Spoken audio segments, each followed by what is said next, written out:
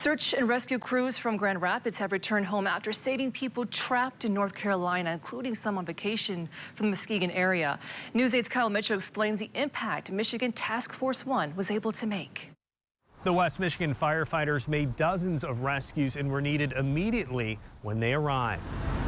The devastation in the mountains of North Carolina was at a level that even surprised search and rescue crews. Our hardest hit area was a downtown area, and it would be like an area, kind of compare it to like maybe Saugatuck or Grand Haven, and basically take half the town or half the mercantile shops and they're just gone. Dean England is a former Walker firefighter and a search team manager with Michigan Task Force 1. What's being showed on the news just doesn't do it justice. It's unreal. Worst thing I've ever seen in 30 years in the service. The team returned home on Friday after rescuing 31 people, including 2 people visiting from the Muskegon area. The female was very apprehensive about getting in a raft and going across the raging river. So I just equated it. Have you ever been to Michigan's Adventure before?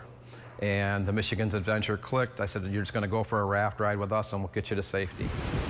The 19 members of the Swiftwater Rescue and EMS team had to operate in very remote mountain locations. We drive across bridges to try to get into some of the areas that we were operating, and there's debris piles that are on both sides, the total houses that are just slammed up against there. And it's Josh Veldkamp serves on the task force and is a full-time captain with the Grand Rapids Fire Department.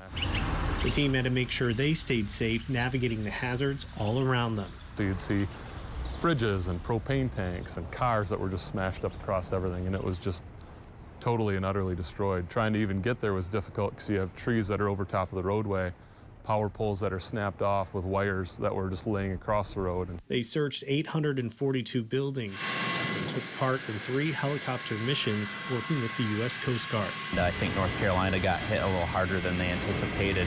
We ended up kind of coming in right into the middle of it, so we just had to be flexible. The community that lost so much was beyond grateful for the help the team could provide. Still, even with everything they had going on, just their positive attitude.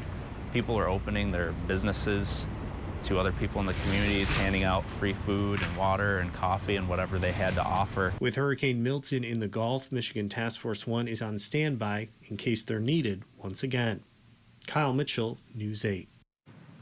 And to help the people impacted by Hurricane Helene, the Red Cross is taking donations.